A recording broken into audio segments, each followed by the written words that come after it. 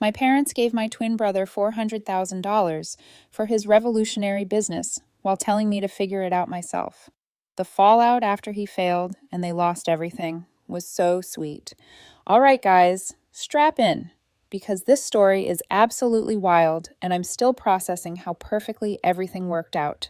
This happened over the past 2 years, and the ending is so satisfying I had to share it with you all. Fair warning, this is going to be long, but trust me, every word is worth it for that ending.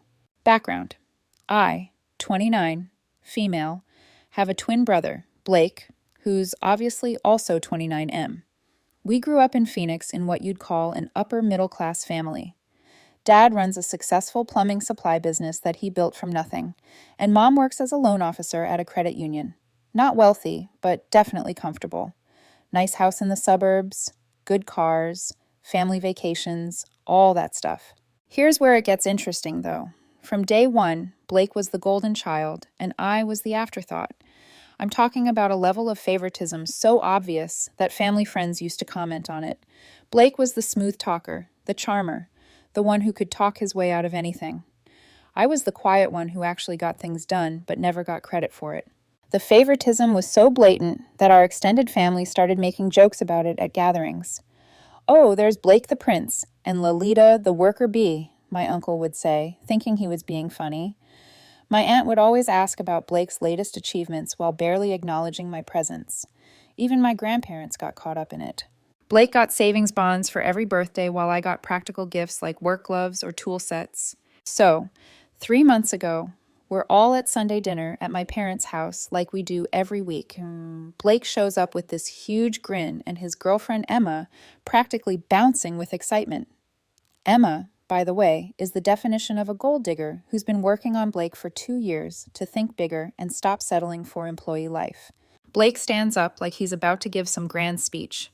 "Family, I have huge news. I'm starting my own business, and it's going to revolutionize the home improvement industry." My dad immediately perks up because anything Blake does is automatically amazing in his eyes. "Tell us more, son." Blake launches into this presentation about his game-changing business idea. He wants to start a luxury home renovation company that specializes in high-end sustainable upgrades for wealthy homeowners. His pitch was basically that rich people want expensive, eco-friendly renovations, but don't know how to find quality contractors who can handle luxury projects. He had this whole speech prepared about market gaps and untapped demographics and how he was going to disrupt the traditional contracting model. The guy was using buzzwords he'd obviously learned from watching YouTube videos about entrepreneurship. Emma was nodding along like he was delivering the Gettysburg Address, occasionally adding helpful comments like, "Blake has such vision, and this is exactly what the market needs." What really got me was how prepared this whole presentation was. Blake had clearly practiced this pitch multiple times, probably with Emma coaching him on what to say. He had talking points about target demographics, profit margins, and growth potential. All complete nonsense, but delivered with the confidence of someone who actually knew what they were talking about. I'm sitting there thinking, this sounds like every other home renovation company, but with fancier marketing. But my parents, they're acting like Blake just invented electricity. "This is incredible, Blake," my mom gushes. "You're going to transform people's homes and help the environment." Then Blake drops the bomb. The best part is, Mom and Dad have agreed to fund the startup. They're investing $400,000 to get Blake Home Innovations off the ground. I nearly choked on my food. $400,000 for a business idea that was basically renovations but expensive. My dad turns to me with this proud smile. "We're investing in Blake's future, Lolita. This is his chance to build something really special." Now here's the thing that made my blood boil. 18 months ago, I had approached them about starting my own general contracting business. I had spent months preparing a detailed business plan. I had lined up 3 major clients ready to sign contracts. I had researched equipment costs and labor needs, and I had even secured preliminary quotes from suppliers. You know what my parents told me? "Lolita, you've always been resourceful and independent. You're smart enough to figure this out on your own. Blake needs more support than you do." That word, independent, like it was some kind of character flaw that I could handle my own problems. The difference between Blake's idea and mine? I wanted to start a legitimate general contracting business, focusing on middle-class home improvements and small commercial projects. I had real clients, real contracts, and a realistic plan to be profitable within 6 months. Blake had a fancy name and a vague idea about targeting rich people. But Blake was getting $400,000 handed to him while I was told to figure it out myself. To understand how messed up this family dynamic is, I need to give you the full background because this favoritism started when we were literally babies. Blake came out first. I followed 4 minutes later. According to family stories, Blake cried loudly and demanded attention while I was quiet and looked around taking everything in. My parents always said this set the tone for our personalities, and apparently their parenting approach too. Growing up, Blake was the outgoing kid who made friends easily and played sports. I was more reserved, preferred working with my hands, and learned practical skills from my carpenter grandfather. Guess which approach our parents celebrated? Every single baseball game Blake played, and he was average at best, my parents were there with coolers, foam fingers, and professional cameras, acting like he was heading to the major leagues. When I won first place at the regional woodworking competition in high school, they missed the ceremony because Blake had a tournament the same weekend. The woodworking competition was actually huge. I'd spent 6 months crafting an intricate oak bookshelf with hand-cut dovetail joints and custom brass hardware. The judges were blown away. I got a trophy, a $500 scholarship, and my project was featured in the local newspaper. My parents' response? "That's great, honey. Did Blake's team win their game?" Meanwhile, Blake's baseball achievements were treated like national news. Base hit in a meaningless game, Dad called his friends to brag. Made varsity as a sophomore because half the seniors graduated early. Mom threw a celebration dinner for the extended family. In high school, Blake wanted to take his girlfriend to prom in style, so Dad rented him a limousine and bought an expensive tuxedo. When I wanted to buy tools to start doing small carpentry jobs to earn money, I had to save up from my part-time job because it builds character to work for what you want. College was more of the same pattern. Blake struggled with his business classes, hovering around a 2.5 GPA and needing constant tutoring. Guess who paid for that? When he almost got kicked out for academic probation junior year, my parents hired him a team of tutors at $40 per hour. They spent over $8,000 that semester alone. Meanwhile, I maintained a 3.6 GPA while working 25 hours a week at a construction supply company.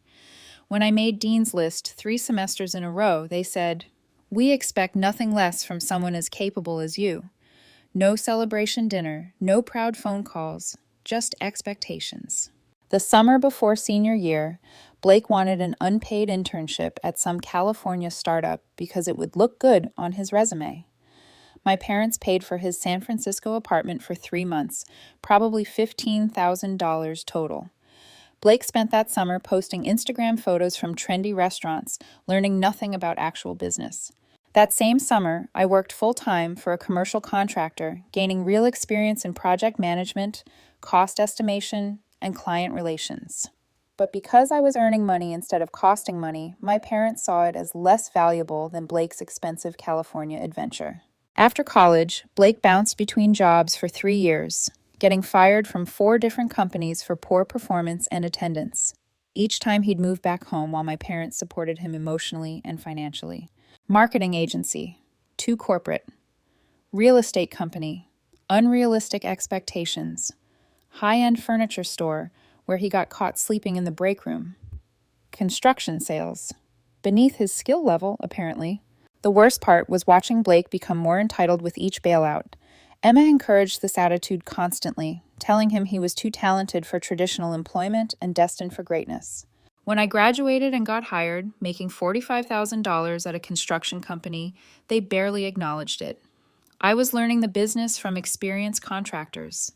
But my parents were so focused on Blake's career journey that steady employment seemed boring and unremarkable. Meanwhile, I had been working construction for 6 years, developing relationships with suppliers, subcontractors, and clients. I had hands-on experience with every aspect of the business, but none of that mattered because I was the independent one who didn't need help. The week after the big announcement, I asked Blake if I could look at his business plan. Just curiosity about this revolutionary idea worth $400,000. "It's still being refined," he said, "but the concept is rock solid." Red flag number 1. I pushed for more details. "What's your target market analysis? How many potential clients have you identified in the Phoenix area?"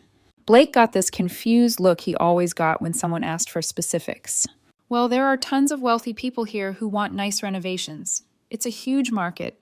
That's not market analysis, that's just stating obvious facts. Over the next month, I watched this disaster unfold in slow motion. Blake had no real business plan, no client base, no partnerships with suppliers, no understanding of construction licensing requirements, no insurance plan, and no realistic timeline for profitability. I tried asking him basic questions that any legitimate contractor would be able to answer. What's your average project timeline? He didn't know. How do you calculate labor costs? He had no system. What's your markup on materials? He'd never thought about it. How do you handle permit applications? He didn't even know permits were required for most renovation work. The licensing situation was particularly ridiculous. In Arizona, you need a contractor's license for any project over $1,000, which requires passing examinations on building codes, safety regulations, and business practices. Blake hadn't even looked into the licensing process. When I mentioned this to him, he waved it off, saying he'd figure that out later and that licensing was probably just bureaucratic red tape anyway. Even more concerning was his complete lack of understanding about insurance and liability. Construction work involves significant risks, and any legitimate contractor needs comprehensive liability insurance, workers' compensation coverage, and bonding. Blake had no idea these things existed, let alone how much they cost or how to obtain them. When I explained that insurance alone would probably cost $15,000 to $20,000 per year for his type of operation, he looked at me like I was speaking a foreign language. What he did have was a logo that Emma designed using some online tool and a 2-page business overview that looked like a high school project. The logo was this generic house icon with some swooshy green elements that were supposed to represent sustainability. The business overview was full of meaningless buzzwords about synergistic solutions and paradigm-shifting approaches, but contained zero actual information about operations, pricing, or target markets. But my parents were already writing checks. "We've opened a business account for Blake," my dad announced at the next family dinner. "The first $150,000 is already deposited to get things started." I was stunned. "Dad, have you seen actual financial projections? Like real numbers showing how this business will make money?" My mom jumped in with, "Lolita, not everyone needs to analyze everything to death like you do. Sometimes you have to trust someone's entrepreneurial instincts." Entrepreneurial instincts, right? Meanwhile, I had been working overtime and saving every penny to fund my own business. I had $35,000 saved up and was still $20,000 short of what I needed to buy equipment and cover initial expenses. I could have launched my contracting business and been profitable within months, but I was doing it the independent way while Blake got handed everything. The situation got even more ridiculous when Emma started posting on social media about being an entrepreneur's girlfriend and how excited she was to be disrupting the home improvement industry. She created an Instagram account documenting their business journey with staged photos of Blake pretending to review blueprints at coffee shops. Emma's Instagram posts were absolutely cringeworthy. She'd post photos of Blake sitting at Starbucks with his laptop open, captioned with things like, "My CEO grinding away on revolutionary business strategies." The blueprints in these photos were actually just printouts of generic house plans Blake had downloaded from free websites. She also started a business blog where she wrote weekly posts about the entrepreneur lifestyle and gave advice about supporting your partner's business vision. Emma had zero experience in business or construction, but she was positioning herself as some kind of expert advisor. The most ridiculous part was when Emma started selling business mindset coaching sessions through her Instagram, charging $150 for 1-hour phone calls where she'd supposedly help women unlock their partner's potential. The fact that people actually paid for this showed how good Emma was at selling fantasy. Meanwhile, Blake was eating up all this attention and validation. He genuinely believed that Emma's social media hype was evidence of his business success. He'd show our parents Emma's posts as proof that he was building something significant, and they'd nod approvingly at the professional marketing approach and brand-building strategies. It was embarrassing to watch, but my parents thought it showed great business mindset and brand building. 4 months after the initial funding, Blake's business was already falling apart, but you'd never know it from listening to him at family dinners. "How's the client acquisition going?" I'd ask, knowing the answer. Really well, Blake would say confidently. We're in final negotiations with several high-value prospects. Complete nonsense. I knew he hadn't landed a single client because he'd asked me to look at some project estimates he was putting together. The estimates were wildly unrealistic, either way, too high or way too low, and showed he had no understanding of actual construction costs. Emma was pushing Blake to spend more money on business development and market positioning. They'd blown through $80,000 on completely unnecessary expenses, like a fancy office space in an upscale area, new vehicles with custom wrapping, expensive marketing materials, and networking events that were basically just expensive dinners. My parents remained completely oblivious because Blake was feeding them updates about promising meetings and potential partnerships. Anytime I asked specific questions, Blake would deflect, or Emma would claim the details were confidential for competitive reasons. Meanwhile, my own plan was moving forward slowly but steadily. I had finally saved enough to buy a work truck and basic equipment. I was taking on small projects during weekends and evenings, building a client base and reputation. I had 3 customers lined up for major projects once I could go full-time. But every time I mentioned my progress to my parents, they'd brush it off with comments like, "That's nice, Lolita," before immediately asking Blake about his latest business developments. The cognitive dissonance was incredible. Things reached a breaking point during Christmas dinner. Blake and Emma showed up wearing expensive new clothes and talking about how exciting everything was and how they were about to land some major contracts. Blake was wearing a $400 designer sweater and new Italian leather shoes that probably cost $300. Emma had on a dress that I recognized from a high-end boutique where nothing cost less than $200. They were both carrying the latest iPhones and Apple Watches, and Emma was sporting a new designer handbag that I'd seen in a magazine for $800. All of this purchased with our parents' startup funding, of course. The conversation at dinner was nauseating. Blake kept dropping hints about big meetings and exciting developments without providing any specific details. Emma would chime in with comments about how proud she was of Blake's vision and leadership, and how they were building something that would change everything. "Who are these potential clients?" I asked. Blake got that panicked look again. "Well, we're working with several property developers." "Which developers?" "I can't really say because of confidentiality agreements." This was obviously nonsense. Blake didn't have any confidentiality agreements because he didn't have any real clients. He was making vague references to developers because it sounded impressive, but he couldn't name anyone specific because the meetings didn't actually exist. Emma jumped in. "Lolita, why are you being so negative? Can't you just support your brother's success?" The word success coming from Emma was particularly galling. She was defining success as spending other people's money on fancy offices and designer clothes rather than actually completing projects or generating revenue. In Emma's world, looking successful was the same as being successful, and Blake was buying into this delusion completely. "Success? What success? You've burned through $200,000 and haven't completed a single project." That's when my mom dropped another bomb. "Actually, Blake needs additional funding to really scale the business. We've agreed to provide another $200,000 to expand operations." The casual way she announced this, like it was a small favor rather than a massive financial commitment, showed how completely disconnected my parents were from reality. They were talking about $200,000 like it was lunch money, even though this amount represented years of savings and a significant portion of their retirement security.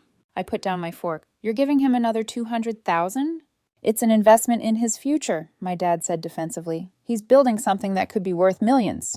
"Based on what evidence? Has he shown you any completed projects, any satisfied customers, any revenue at all?" Silence around the table. "Have you seen proof that he spent the first $200,000 on actual business expenses?" More silence. My dad's face was getting red.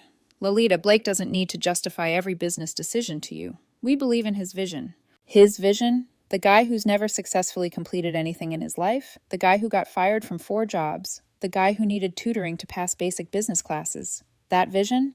Emma started fake crying about how I was being cruel and unsupportive. Blake was accusing me of being jealous and unable to handle his success. I stood up from the table. "You want to know what's really messed up about this situation?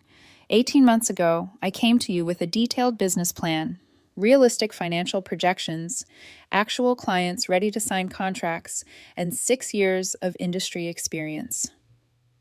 You told me to figure it out myself because I was independent. Now Blake shows up with a fancy logo and some vague ideas about targeting rich people, and you're ready to give him $400,000. That's different, my mom said weakly. How is it different? Blake needs more guidance and support. No, Blake needs accountability, but you've never required that from him. So now he thinks he can just coast through life while other people pay for his mistakes.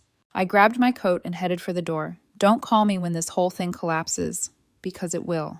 I didn't speak to my family for 3 months after that Christmas dinner, but I didn't need to talk to them to know how things were going with Blake's business. My buddy who works in commercial construction texted me in March.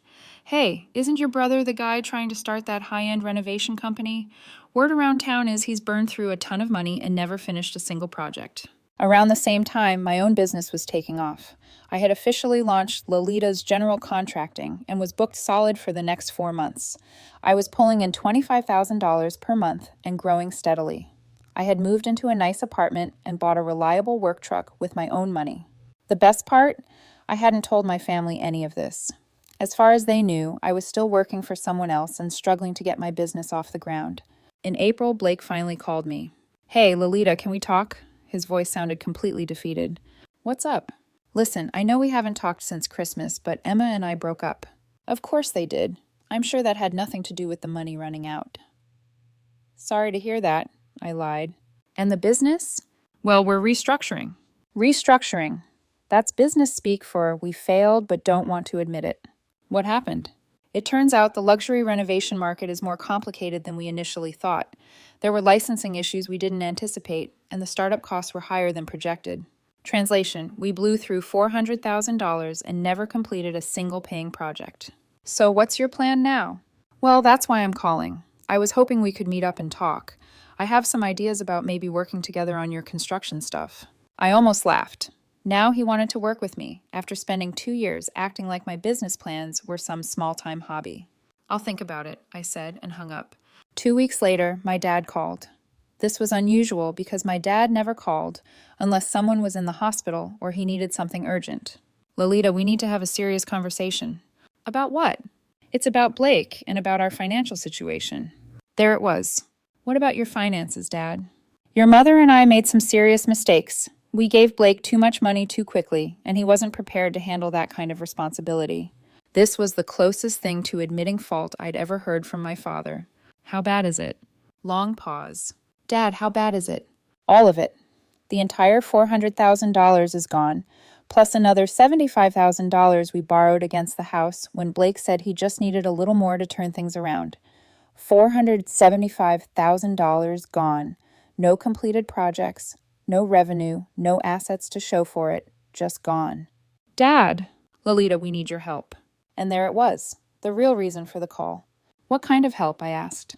We're in serious financial trouble. Your mother's job doesn't pay enough to cover our mortgage payments, and I had to take a loan against my business inventory to fund Blake's startup.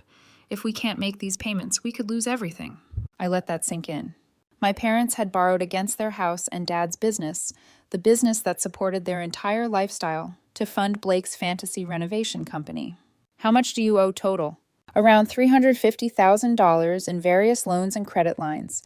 If we can't get help, we'll lose the house, and I might have to sell the business. Everything. The house I grew up in. Dad's business that he'd spent 20 years building. Their retirement security. All of it gambled away on Blake's ridiculous business idea. Lolita, I know we haven't always treated you fairly. I know we favored Blake, and I know we should have supported your business when you asked. But you're our daughter, and we heard you're doing well now, and we desperately need help. How did he know I was doing well? I hadn't told him anything about my success. I've been asking around about your contracting business, he continued. People in the industry say you're making good money and getting great reviews, that you're booked solid for months. Ah, so now that Blake had failed spectacularly and I was successful, suddenly they were interested in what I was doing. Dad, let me ask you something. If Blake's business had succeeded and he was making tons of money right now, would you be calling me for help? Silence. Or would you be calling Blake? More silence. Lolita, please, we're family. Family. Where was that family loyalty when I was working overtime to save money for my business while they handed Blake everything he wanted? I'll think about it, I said, and hung up. But I had already made my decision. I didn't call them back for 3 weeks. During that time, my business hit a major milestone. I had signed contracts worth $200,000 over the next 6 months and hired 2 full-time employees. I was officially more successful than Blake had ever dreamed of being. I also did some research into their financial situation. Through some industry contacts and public records, I found out exactly how desperate things were. They had mortgaged their house to the maximum. Dad's business was leveraged to the breaking point, and they were about 2 months away from defaulting on multiple loans. Finally, I arranged to meet them at a restaurant to discuss their proposal. I chose an upscale place that I knew they couldn't really afford anymore, but would feel obligated to suggest splitting the bill. The restaurant was one of those trendy steakhouses where appetizers start at $20 and entrees are $40 to $50. I picked it deliberately because I wanted them to feel the financial pressure of their situation while we discussed their request for help. It was petty, but after years of being treated like the responsible one who didn't deserve support, I was ready to be a little petty. When they walked in, I could see the stress on their faces. Dad looked like he'd aged 5 years in the past few months. His hair had more gray than I remembered, and he had that defeated posture that comes from carrying too much financial pressure. Mom was wearing an old dress I remembered from years ago, instead of the designer clothes she usually preferred. The designer handbags and expensive jewelry she used to flaunt were nowhere to be seen. Blake wasn't even with them. Apparently, he was too embarrassed to face me. According to my parents, he was exploring other opportunities and didn't want to complicate the family discussion. Translation: he was hiding in their basement, probably playing video games and letting our parents clean up his mess while he avoided responsibility. "Thanks for meeting with us," my mom said as they sat down. "Of course, family is important," I said, letting that word hang in the air. We ordered food and made small talk for a few minutes before Dad finally got to the point. I could see how uncomfortable he was having to ask his daughter for money. This was a man who had built a successful business from nothing, who had always been the provider and decision-maker in our family, now reduced to begging for financial help from the kid he'd consistently dismissed and overlooked. "Lolita, we know we messed up badly. We know we treated you unfairly for years, and we know we made terrible decisions with Blake's business." This was the first time I'd ever heard my father admit to making mistakes with Blake. For 29 years, every decision involving Blake had been justified as supporting his potential or investing in his future. Hearing Dad finally acknowledge that these decisions were actually mistakes was incredibly satisfying. "Go on. We're desperate. If we can't get help in the next month, we'll lose the house. I'll have to sell the business for whatever I can get, which won't be much given the debt load." I nodded sympathetically. "That sounds really stressful." We were hoping you might be able to help us financially. Even a loan would make a huge difference." There it was, the ask. "How much were you thinking?" My dad looked relieved that I was even considering it. "If you could loan us $100,000, that would give us breathing room to restructure the other debts and save the house." $100,000. Less than a quarter of what they'd given Blake, but still a massive amount. "That's a lot of money," I said. "We know, but your business is doing so well now, and we'd pay you back with interest, of course." I took a bite of my steak and thought about it theatrically. "You know, I've been thinking a lot about family dynamics lately, about how different children get treated differently based on their parents' perceptions." They looked confused by the direction of the conversation. For example, some kids are seen as naturally gifted and deserving of investment and support. Other kids are seen as self-sufficient and expected to figure things out on their own. Understanding started dawning on their faces. The thing is, when you treat kids differently like that, you teach them different lessons. The kid who gets everything handed to him learns that success should come easily and that other people will always bail him out. The kid who has to earn everything learns to be self-reliant and resourceful. "Lolita," my mom started. "Let me finish. So, here's the situation. You invested $475,000 in Blake's business based on nothing but his charm and Emma's encouragement. You never asked for a real business plan. You never required him to prove concept, and you never held him accountable for results." They were both staring at their plates now. "Meanwhile, when I asked for $50,000 to start a legitimate business with real clients and realistic projections, you told me I was too independent and needed to figure it out myself." "We made mistakes," my dad said quietly. "Yes, you did, but here's the thing about mistakes. They have consequences, and sometimes those consequences are exactly what people need to learn from their poor choices." I signaled the waiter for the check. "So, here's my answer to your request for help. No." My mom's eyes filled with tears. "Lolita, please. You told me to figure it out myself when I needed help. So now I'm telling you the same thing. Figure it out yourselves. But we're family, my dad said desperately. Family works both ways. You didn't treat me like family when I needed support. You treated me like the responsible one who didn't deserve help. I stood up from the table. But I'm not completely heartless. I'll make Blake an offer. He can come work for me doing basic labor. Starting pay is $18 an hour. He'll show up on time, follow instructions, and earn every dollar. If he proves he can handle that for 6 months, maybe we'll talk about more responsibility. My dad looked hopeful. That's very generous. Don't thank me yet. Blake will have to swallow his pride and work for his sister doing manual labor. Based on his track record, I doubt he'll last a week. I put money on the table to cover my meal. The job offer stands for 30 days. After that, you're on your own. As I walked away, I could hear my mom crying quietly at the table. 2 weeks later, Blake showed up at one of my job sites. He looked terrible, unshaven, wearing old clothes, and clearly having lost weight. Pride broken. Lolita, I need that job. What job? The labor position you offered. I need the work. I looked at him for a long moment. Why should I hire you? You've never finished anything you started. Because I don't have any other choice. Emma's gone. I'm living in Mom and Dad's basement, and I can't get hired anywhere else because word got around about the business failure. And you think you can handle taking orders from your twin sister? Blake's jaw tightened, but he nodded. I'll do whatever you need. I handed him a hard hat and work gloves. You start at the bottom. You'll be carrying materials, cleaning up job sites, and doing whatever the crew chiefs tell you. No special treatment because you're my brother. For 3 days, Blake actually showed up on time and worked hard. I was starting to think maybe he'd finally learn something. Then on Thursday morning, he didn't show up. When I called him, he said he'd found something better and wouldn't be wasting his potential on manual labor anymore. The something better turned out to be a multi-level marketing scheme selling overpriced supplements. Emma had come back into his life and convinced him this was his real opportunity to build wealth.